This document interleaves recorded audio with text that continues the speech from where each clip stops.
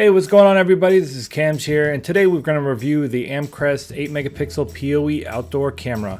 PoE, for those of you who do not know, means power over Ethernet, which means you only need one cable to deliver both internet and power.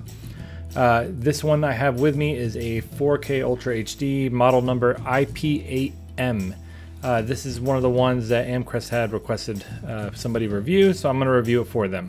Let's first take a look at the back of the box here. We see it has a 4K Ultra HD that's expected. It also has Starlight technology. I'm not really sure what that is, something to do with the sensor. It also does have night vision, which is very useful for an outdoor camera. It also has wide dynamic range, compression, and a built-in mic.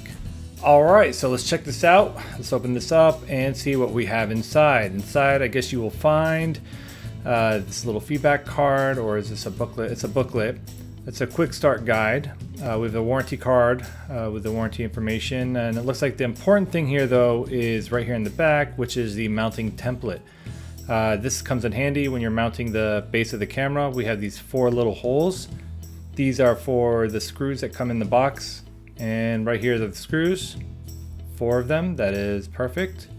And we also have the accessory kit, it looks like. The accessory kit, I don't really use that, but some people might find it useful. And our toolbar. This is what you'll use to screw and unscrew. And then finally, we have the camera. Out of the box, this is a very nice camera just by appearances. The housing does feel really well built. It is some sort of metal.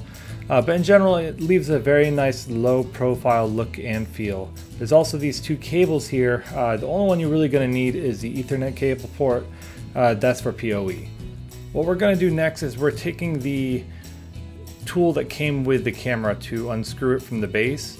The reason we want to do this is if you know anything about Amcrest products, they tend to have a SD card slot inside of it, so you can actually use and record on the SD card within the camera instead of having to actually use their cloud service or a DVR. So I find that very neat, and it's very empowering to the user. This way you have a backup in case your internet falls short. So these screws on the back, you would use that to actually get into the camera and find the SD card slot. Now that we have it open, I can see right here, this is where we actually need to unscrew it in order to get to the SD card, because it's not really visible from the top, so I'm assuming it's underneath. So we have to take off these screws here and see if we can get inside. Alright, so we finally managed to get inside. It was a lot more difficult than I had originally anticipated. The screws were a lot more difficult to get off. They were extremely tight. However, I managed to get it off, and this is what it looks like. And just as I had anticipated, the SD card slot is right here. I really wish Amcrest would have made it a little easier. In their other cameras, they actually have it on the outside of the inside, if that makes any sense. But either way, it is what it is. In order to open it, you have to slide it forward and push it up. Don't try to push it up without sliding it forward first. You could break it. And to lock it in, you just slide it back. This is the quality you're going to get out of the camera. Right now it's streaming, so this might be some slight lag if you see the cars in the background driving around. But for its price point, I think it's exceptional, the video quality, as well as the ease of use of the device itself. Definitely worth it. I do have some gripes though. For one thing, I wish the cable had a slot for it on the base. I also do think that the SD card being so difficult to access is a big pain point. I do think that the camera itself, however, is a fantastic camera. Their cloud services are decently priced. However, I think they could be a little bit more aggressively priced. But there is built-in redundancy, so you do have the SD card option. So if your network cuts out, you still have the SD card, or if something happens and somebody steals the SD card, you can also have the cloud option where you have a backup of it.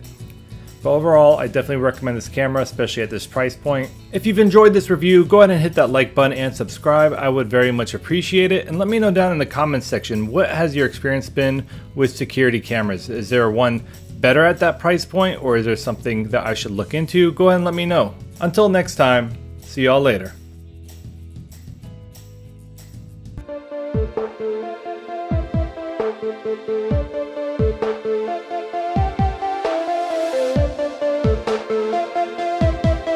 Thank you.